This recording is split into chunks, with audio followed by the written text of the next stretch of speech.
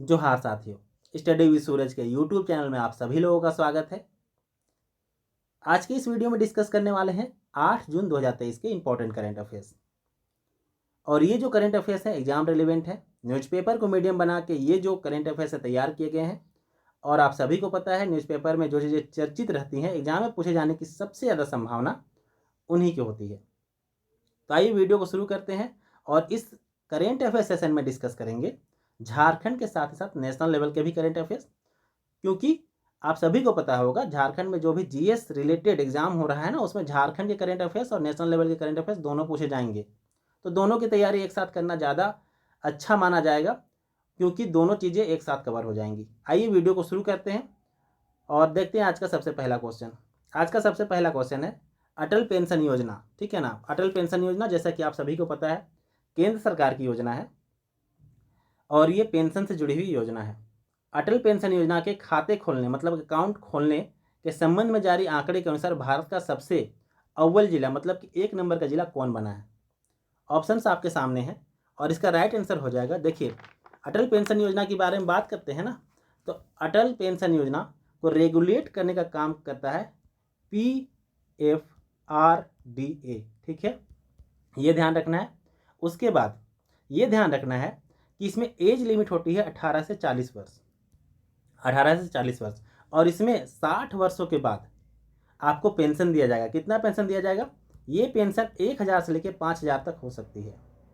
1000 से लेकर 5000 जो है वो उतना पेंशन आपको मिलेगा। और ध्यान रखिएगा, वैसे लोग जो टैक्स पे करते हैं, जो टैक्स पेयर हैं, वो इस योजना को नहीं ज्वाइन कर सकते। तो स्टेटमेंट के फॉर्म में भी यदि क्वेश्चन पूछा जाए तो आप फंसेंगे नहीं। उसके बाद देखिए इसका राइट आंसर क्या हो जाएगा। इस क्वेश्चन का राइट आंसर है वो है पाकुड़। पाकुड़ जो है अभी पूरे झारखंड के साथ साथ देश में नंबर 1 ऐसा जिला बन गया है जिसमें सबसे ज़्यादा जो है अकाउंट खोले गए। कौन सा अकाउंट? तो अटल पेंशन योजना से जुड़ा हुआ अकाउंट। ध्यान रखिएगा, जो टोटल अकाउंट है वो 62,471 जो है अकाउंट्स खोले गए। नंबर याद नहीं रखना है, बस जिला याद रखना है। और अटल पेंशन योजना किससे जुड़ा हुआ है? तो पेंशन देने से जुड़ा हुआ है। 60 वर्ष के बाद आपको पेंशन दिया जाएगा। बस इतना ही ध्यान रखना है इस प्रॉपर क्वेश्चन से जुड़ा हुआ। अब चलिए बात करते हैं हम लोग अगले क्वेश्चन की। अगला क्वेश्चन है वन टाइम सेटलमेंट योजना झारखंड में किस कंपनी द्वारा चलाया जा रहा है। तो देखिए, वन टाइम सेटलमेंट योजना जो है ये उनके लिए है ना जो बिल पे नहीं करते हैं। कौन सा बिल? बिजली बिल। और जमा करके बैठे रहते हैं और फिर एक ही बार जब कंपनी का नोटिस आता है ना तो फिर बहुत ज़्यादा परेशान हो जाते हैं। उनको रिलैक्सेशन देने के लिए है झारखंड सरकार ने शुरू किया है वन टाइम सेटलमेंट योजना। इसके तहत आप किस्तों में जो है अपने बिजली बिल जो है वो पे कर सकते हैं। तो किसके द्वारा शुरू किया जाएगा? ये JUVNL के द्वारा। JUVNL के द्वारा इसे शुरू किया गया है। ध्यान रखिएगा, झारक्राफ्ट तो जुड़ा हुआ है आपका हैंडीक्राफ्ट और बाकी टेक्सटाइल से जुड़े हुए बिजनेस करने के लिए। जंकोवेट भी जो है वो पर्यावरण के क्षेत्र में पेड़ पौधे वाले जो एरिया हैं उसमें काम करता है। झारनेट देखिए वो कंपनी है जो झारखंड में नेट मतलब कि इंटरनेट से का जाल बिछाने का काम करती है या फिर अलग अलग तरह का IT रिलेटेड सर्विसेज देती है, तो होता है झारनेट। तो इसमें बिजली से जुड़ा हुआ कौन सा कंपनी है? बिजली से जुड़ा हुआ कंपनी है JUVNL। ठीक है, तो ये ध्यान रखना है। और इन सब कंपनी JUVNL फिर JBVNL, इन सब जितने भी कंपनियां हैं इनकी सबकी स्थापना 2013 में की गई थी, क्योंकि 2013 में झारखंड स्टेट इलेक्ट्रिसिटी बोर्ड, ठीक है, इसको ख़त्म कर दिया गया था और इसकी स्थापना 2002 में की गई थी, JSEB की। तो ये सब चीज़ें लिंक करके आप पढ़ेंगे तो आपको जो है चीज़ें ज़्यादा रटने की आवश्यकता नहीं पड़ेगी। डेली डेली केवल रिवाइज करना है और चीज़ अपने आप होते चली जाएगी। बात करते हैं अगले क्वेश्चन की। अगला क्वेश्चन है भारत की पहली आदिवासी कवियत्री, ध्यान रखिएगा कवियत्री है, सुशीला सामंत, यहाँ सामंत होगा, ठीक है ना, सुशीला सामंत का हाल ही में पुण्यतिथि मनाया गया। इनका जन्म किस जिला में हुआ था? तो झारखंड की बहुत ही चर्चित जो है कवियत्री रही हैं और पहली आदिवासी महिला थी जो कवियत्री बनी थी। तो इनका नाम है सुशीला सामंत। और सुशीला सामंत का जन्म की बात करें तो इनका जन्म हुआ था 7 जून 1906 को। कहाँ पे? 7 जून 1906 को पश्चिमी सिंहभूम में। पश्चिमी सिंहभूम में इनका जन्म हुआ था, ये चीज़ ध्यान रखिएगा। इनकी रचना की एक दो अगर रचना की बात करते हैं ना, तो इनकी पहली रचना आई थी प्रलाप, जो एक हिंदी रचना थी, प्रलाप। तो प्रलाप आई थी 1935 में। उसके बाद सपने का संसार, जो सपने का संसार है ये आया था 1950 में। और फिर उसके बाद आया अग्निपथ के पथिक। इनका जो सबसे लेटेस्ट है वो है अग्निपथ के पथिक। ठीक है, मतलब अग्निपथ में चलने वाला जो इंसान होता है उसी को पथिक बोलते हैं, पथ पर चलने वाला पथिक, तो अग्नि पे चलने वाला पथिक। ये हाल ही में रिलीज हुआ है, ठीक है ना, और सबसे लेटेस्ट है, ये आप लोगों को ध्यान रखना, लेटेस्ट वाला पूछा जा सकता है आपके एग्जाम में। अब चलिए बात करते हैं Jharkhand university of technology. Jharkhand university of technology के नए कुलपति किसे बनाया गया है? तो देखिए, झारखंड यूनिवर्सिटी ऑफ टेक्नोलॉजी ये क्या करता है, झारखंड में जितने भी डिग्री रिलेटेड, डिग्री और डिप्लोमा टेक्निकल क्षेत्र में दिए जाते हैं, टेक्निकल फील्ड में, जैसे बीटेक हो गया, डिप्लोमा हो गया, एमटेक हो गया, ये सब चीज़ों का सिलेबस और इनको रेगुलेट करने का काम करती है झारखंड यूनिवर्सिटी ऑफ टेक्नोलॉजी। तो ध्यान रखिएगा, झारखंड यूनिवर्सिटी ऑफ टेक्नोलॉजी के नए जो कुलपति हैं, मतलब वाइस चांसलर, ये बनाए गए हैं आपके DK सिंह। ठीक है, और ये पहले BIT सिंदरी में थे, और अब जो है ये आ गए हैं JUT के नए जो कुलपति हैं वो बनकर। कुलपति को इंग्लिश में क्या बोलते हैं? तो इनको बोलते हैं वाइस चांसलर, ठीक है ना। और एक होता है महाकुलपति या महाधिकुलपति, ऐसे करके होता है, उसको बोलते हैं चांसलर। तो चांसलर जनरली जो है झारखंड में राज्यपाल ही है, और राज्यपाल ने विशेष कमेटी बनाई है अलग अलग यूनिवर्सिटी में जो है कुलपतियों को अपॉइंट करने के लिए। क्योंकि झारखंड में शिक्षा व्यवस्था की बात करें ना, तो बहुत बड़ी धांधली इस बार निकल के आई थी, जब हमारे जो राज्यपाल हैं वो चार्ज लिए थे ना, तो सारे यूनिवर्सिटीज़ के जितने भी वाइस चांसलर थे सबको लगभग हटा दिया गया था या फिर प्रभारी बना दिया गया था, क्योंकि सबके ऊपर जो है कोई ना कोई केस चल रहा है। और इसलिए जो है कुछ ही ऐसे मतलब कॉलेज के ऑफिशियल्स थे तो अच्छे काम कर रहे थे, और इसीलिए उन्होंने एक कमेटी बनाई, और सब जगह अब नए जो है वो वाइस चांसलर अपॉइंट किए जा रहे हैं। कामेश्वर प्रसाद कौन है? जो हाल ही में रिम्स से रिटायर हुए हैं, ठीक है ना, रिम्स के निदेशक थे। अनिल कुमार महतो जैक है, जैक के अध्यक्ष है, जैक अध्यक्ष है, ठीक है, अनिल कुमार महतो। तो ध्यान रखना, इनका बोर्ड का गठन हाल ही में किया गया था, जहां अनिल कुमार महतो को बनाया गया है जैक अध्यक्ष। बात करते हैं आगे अगले क्वेश्चन की, नेशनल रिलेटेड है। द गिविंग प्लेज बहुत इंपॉर्टेंट है, ठीक है ना, और इसे क्वेश्चन पूछे जाने की संभावना ज़्यादा है। द गिविंग प्लेज नामक पहल की शुरुआत बिल गेट्स तथा वारेन बफेट ने की थी, ठीक है, बिल गेट्स और वारेन बफेट बहुत बड़े बिजनेसमैन है, टॉप जो है सबसे ज़्यादा अमीर व्यक्तियों में शामिल है। तो इन्होंने जो है एक अभियान की शुरुआत की थी, एक पहल की शुरुआत की थी, द गिविंग प्लेज। ये क्या है ना, तो दान देने से जुड़ा हुआ है। ये लोग क्या करते हैं, अपने मैक्सिमम प्रॉपर्टीज़ को दान दे देते हैं ताकि लोगों का कल्याण हो सके। तो इसी की शुरुआत जो है कब की गई थी? 2010 में की गई थी। चर्चा में अचानक कैसे आ गया? तो चर्चा में ऐसे आ गया ना, एक कंपनी है जीरोधा, ठीक है, जीरोधा, और जीरोधा के जो फाउंडर हैं, ठीक है, उनका नाम है नितिन कामत, ठीक है, नितिन कामत। तो नितिन कामत ने जो बोला है कि वो अपनी आधी संपत्ति दान में दे देंगे। सोचिए, आधी संपत्ति, अपनी आधी संपत्ति, और इनका जो संपत्ति है वो लगभग 28,000 करोड़ आसपास है, ठीक है। तो ये जो है अपनी आधी संपत्ति दान दे देंगे। क्यों? क्योंकि ये विश्व का कल्याण करना चाहते हैं, ठीक इसी तरह जैसे बिल गेट्स और वारेन बफेट ने किया था। और विश्व में अलग अलग तरह के बहुत से जो दानी व्यक्ति हैं ना, वो इस पहल से जुड़े हुए हैं, द गिविंग प्लस से, और हर साल लाखों करोड़ों रुपीज़ जो है वो गरीबों को दान कर देते हैं। जैसे कि भारत में बात करें तो हमारे अजीम प्रेम जी हैं, और भारत के सबसे बड़े डोनर कौन है? सबको जानते हैं, टाटा, रतन टाटा, ठीक है ना, काफ़ी दान देते हैं। तो ये सब जो है ये इसी अभियान से जुड़े हुए होते हैं, ठीक है, और विश्व के स्तर पर ये अच्छे काम करते हैं। अब हम लोग बात करते हैं अगले क्वेश्चन की। अगला क्वेश्चन है, कोल इंडिया लिमिटेड के उपक्रम कंपनियों के कितने माइंस पर स्टॉक संबंधी सर्वेक्षण कराया जाएगा? देखिए, माइनिंग होता है ना, तो फिर कितना स्टॉक बचा है कोई ध्यान ही नहीं देता, तो इसी से जुड़ा हुआ स्टॉक को कैलकुलेट करने के लिए एक सर्वेक्षण कराया जाएगा, और ये कोल इंडिया लिमिटेड के 58 माइंस पर कराया जाएगा। माइंस जहाँ पे कोयला खदान है, वहाँ पे, जहाँ पे कोयला खदान में कोयला की जो है कोयला निकाला जाता है ना, तो वहाँ पर से, तो वहाँ पर स्टॉक की जांच कराई जाएगी। क्यों जरूरी है ये? जरूरी इसीलिए है ना कि अगर स्टॉक की जांच ना कराया जाए तो अचानक एक दिन ऐसा आएगा खत्म आ जाएगा, और ख़त्म हो जाएगा तो जान रहे जितने भी पावर प्लांट चल रहे हैं ना, वो अचानक टेंशन में आ जाएंगे, क्योंकि उनको स्टॉक रखना होता है आगे, ठीक है, और अचानक पता चलेगा ख़त्म हो जाएगा, तो न्यू माइंस में सारा चीज़ें ट्रांसफ़र करना, न्यू माइंस ढूंढना, उसका जो है बीडिंग कराना, काफ़ी लंबा प्रोसेस होता है भाई, काफ़ी लचीला प्रोसेस होता है, दिमाग ख़राब हो जाएगा आपका भी, ठीक है ना। तो ये सब बहुत मतलब कि चलते रहता है, तो इसीलिए जो है इसकी स्टॉक संबंधी सर्वेक्षण कराई जा रही है। तो कोल इंडिया लिमिटेड के 58 माइंस पे इसमें जो है आपका CCL सेंट्रल कोलफील्ड लिमिटेड के 11 माइंस पर जो है कराया जाएगा, ये आपको ध्यान रखना है। और टोटल 58 है, ठीक है। नंबर ध्यान रख लीजिएगा, इस तरह का क्वेश्चन डायरेक्ट पूछा जाता है। कोल इंडिया लिमिटेड की अगर हम लोग बात करें तो कोल इंडिया लिमिटेड सबसे बड़ी जो है कोयला क्षेत्र की कंपनी है और ये कोयला मंत्रालय के अंतर्गत आती है, ठीक है। कोयला मंत्रालय के अंतर्गत आती है, ध्यान रखिएगा। और क्या ध्यान रखना है, कोल इंडिया लिमिटेड की स्थापना कब हुई थी? कोल इंडिया लिमिटेड की बात करते हैं तो इसकी स्थापना हुई थी 1975 में, ये ध्यान रखना है। और कोल इंडिया लिमिटेड इतनी बड़ी कंपनी है, कोल इंडिया लिमिटेड इतनी बड़ी कंपनी है कि इसके अंदर ना 8 बड़ी बड़ी बहुत बड़ी बड़ी जो है वो कंपनीज आते हैं, जिसको बोलते हैं सब्सिडियरी कंपनी। और ये सब्सिडियरी कंपनी है ये खुद में इतनी बड़ी है, जैसे CCL, BCCL, ठीक है, महानदी कोलफील्ड लिमिटेड। अभी मैं बताऊंगा टोटल इसके अंदर जो है 8 से 9 ऐसी कंपनियां हैं जो बहुत बड़ी है। जैसे कि कोल इंडिया लिमिटेड आप सभी लोगों ने सुनी होगी, ठीक है, कोल इंडिया लिमिटेड। फिर उसके बाद BCCL बोकारो क्षेत्र में बहुत ज़्यादा काम करता है, ये बोकारो धनबाद एरिया में। उसके बाद WCL वेस्टर्न कोलफील्ड लिमिटेड।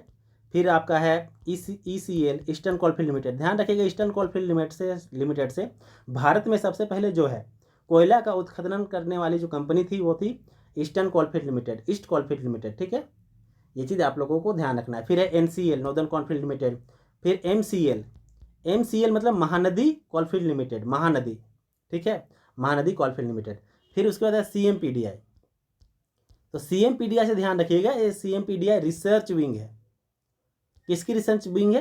तो कोल इंडिया लिमिटेड की रिसर्च विंग है, जहाँ पे रिसर्च का काम किया जाता है। एक और कंपनी ध्यान रखिएगा, एक कंपनी है सिंगरेनी कोलफील्ड, ठीक है ना, सिंगरेनी कोलफील्ड। ये ना आंध्र प्रदेश प्लस और किसके साथ? तो कोल इंडिया लिमिटेड। तो CIL और आंध्र प्रदेश की सरकार मिलकर ये कंपनी को बनाई है। और नॉर्थ ईस्ट क्षेत्र में भी आपको पता होगा कि कोयला रहता है ना, नॉर्थ ईस्ट क्षेत्र में माइनिंग करने के लिए एक अलग कोलफील्ड इंडिया लिमिटेड ने मतलब कि एक अलग डिपार्टमेंट टाइप का बनाया है और उसका नाम रखा है नॉर्थ ईस्टर्न कोलफील्ड्स। क्या नाम रखा है? North eastern coalfield. तो ये चीज़ आप लोगों को ध्यान रखनी है, ठीक है। बात करते हैं अगले क्वेश्चन की। अगला क्वेश्चन है, भारत सरकार द्वारा हाल ही में धान की न्यूनतम समर्थन मूल्य, ठीक है, धान की न्यूनतम समर्थन मूल्य।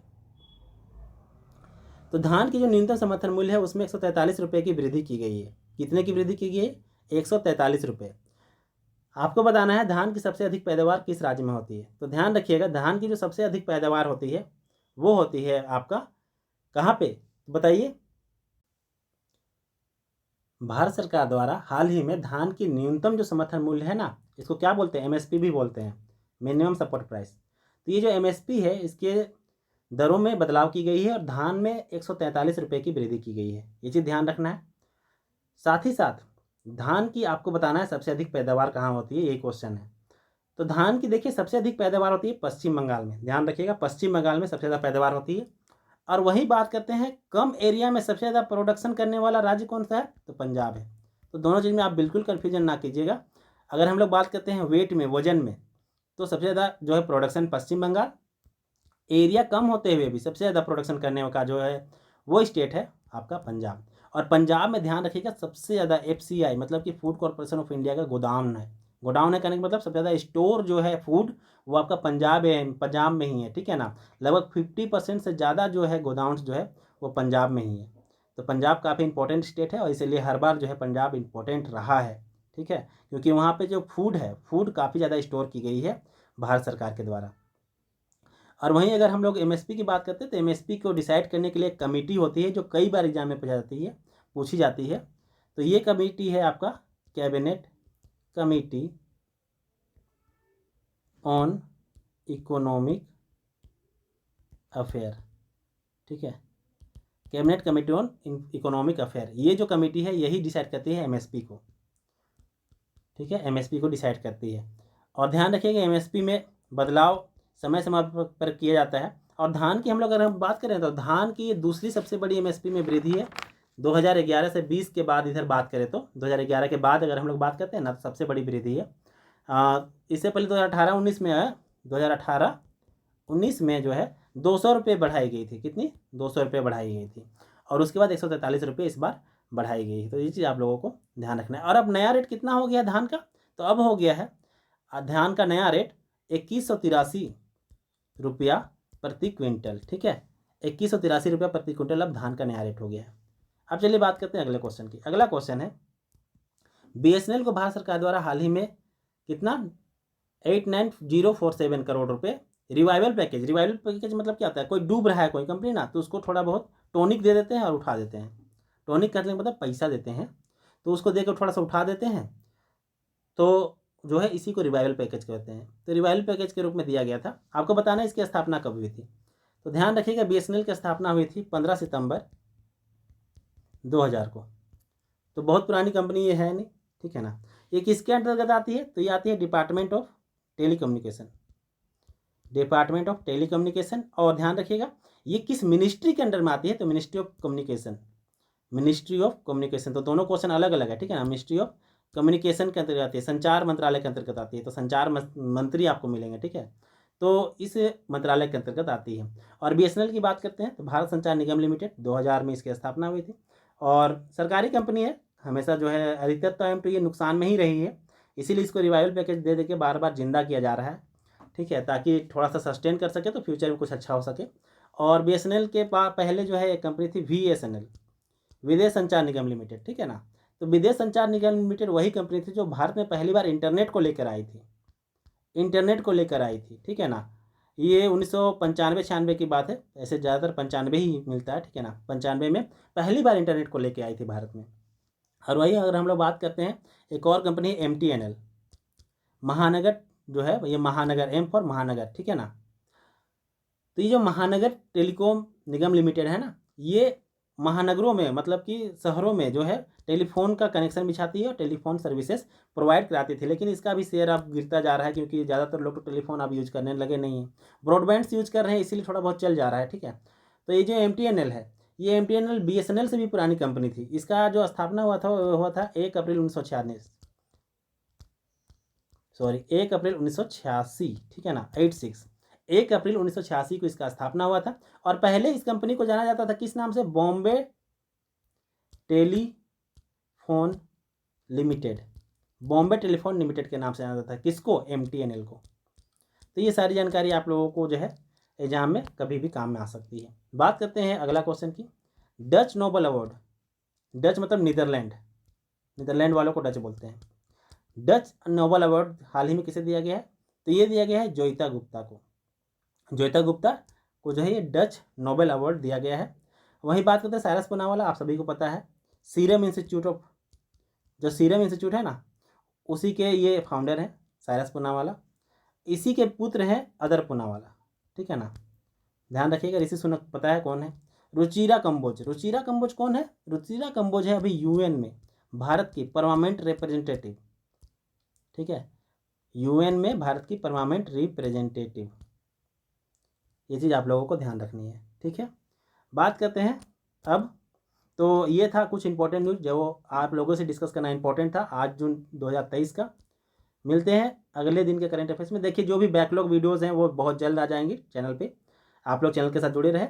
और JSS CGL का जैसा कि आप लोगों को पता है फॉर्म तो आ ही गया है, तैयारी भी जो है आप लोग बहुत अच्छे से कर रहे होंगे। देखिए झारखंड में बात करें ना, तो सबसे ज़्यादा किसी चीज़ की ज़रूरत है तो झारखंड करंट अफेयर्स की।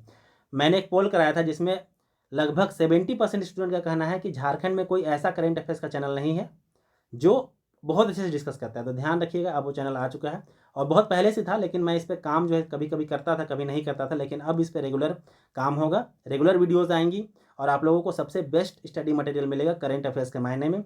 ये आप जान लीजिए, MCQs भी सबसे अच्छे लेवल के होंगे और डिस्कशन तो मेरा होता ही है सबसे शानदार, ठीक है। तो चलिए मिलते हैं अगले वीडियो में, तब तक के लिए आप सभी लोगों का बहुत बहुत धन्यवाद।